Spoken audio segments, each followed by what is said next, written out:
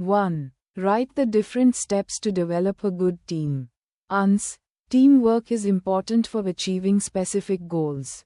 Teamwork involves mobilizing others, explaining the work to be done and working together. Stages of team development.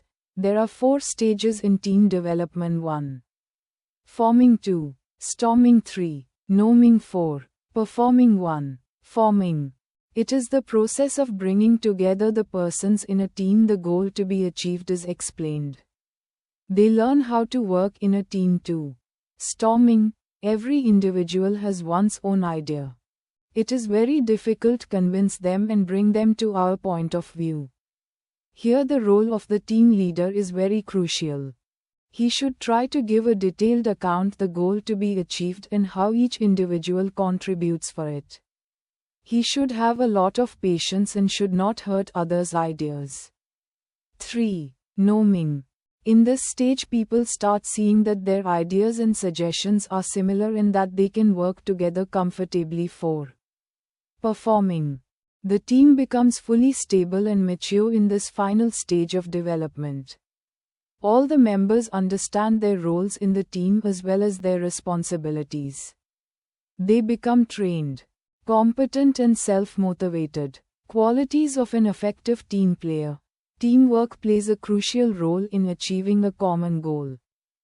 Each individual is assigned task here. Each one contributes his, her own for achieving the goal. Cooperation, collaboration and sense of understanding gonna play an important role in teamwork. While working in a team there is no room for negative discussion and negative thoughts too.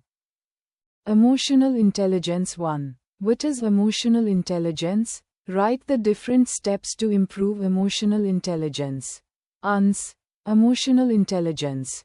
Emotional intelligence is the ability to identify and manage your own emotions and the emotions of others is generally said to include 3 skills. 1. Emotional awareness. 2. The ability to harness emotions and apply them to tasks like thinking and problem solving. 3. Your own emotions and cheering up or calming down other people's steps to improve emotional intelligence. 1. Don't interrupt or change the subject. 2. Don't judge or edit your feelings too quickly. 3. See if you can find connections between your feelings and other times you have felt the same way. 4. Connect your feelings with your thoughts. 5. Listen to your body. 6. If you don't know how you are feeling, ask someone else. 7. Tune into your unconscious feelings. 8. Ask yourself. 9. Write thoughts and feelings down.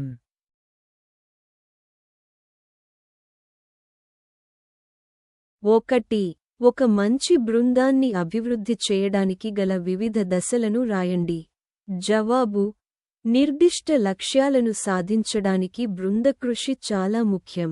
బృందకృషిలో ఇతరులను సమీకరించడం, చేయవలసిన పనిని వివరించడం మరియు కలిసి పనిచేయడం ఉంటాయి.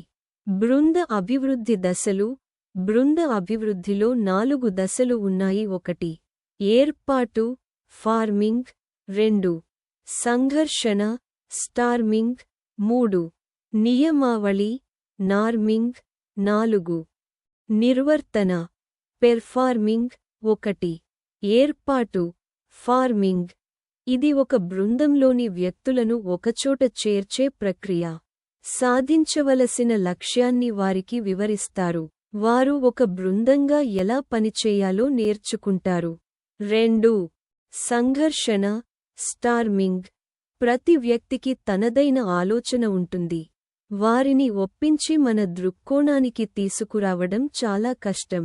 ఇక్కడ బృంద నాయకుడి పాత్ర చాలా కీలకం.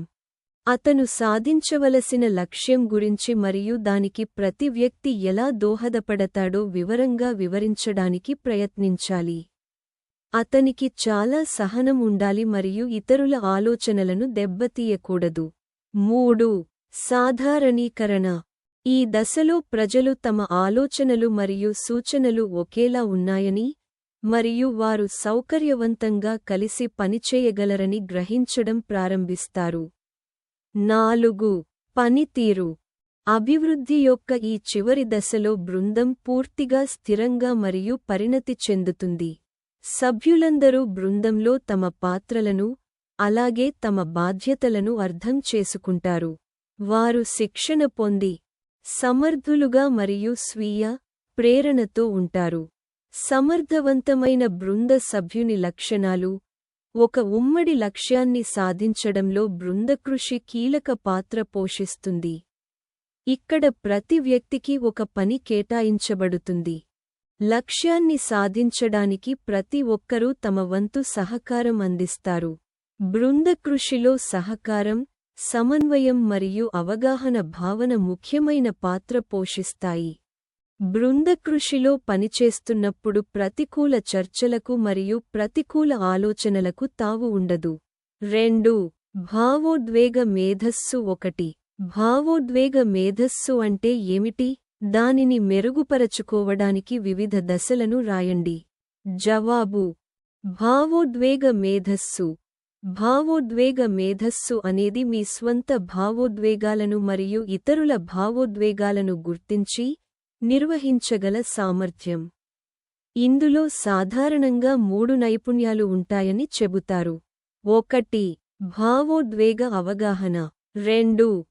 భావోద్వేగాలను అదుపులో ఉంచుకుని, వాటిని ఆలోచించడం మరియు సమస్యలను పరిష్కరించడం వంటి పనులకు ఉపయోగించగల సామర్థ్యం. 3. మీ స్వంత భావోద్వేగాలను ఉపయోగించుకోవడం మరియు ఇతరులను ఉత్సాహపరచడం లేదా శాంతపరచడం. భావోద్వేగ మేధస్సును మెరుగుపరచుకోవడానికి దశలు. 1.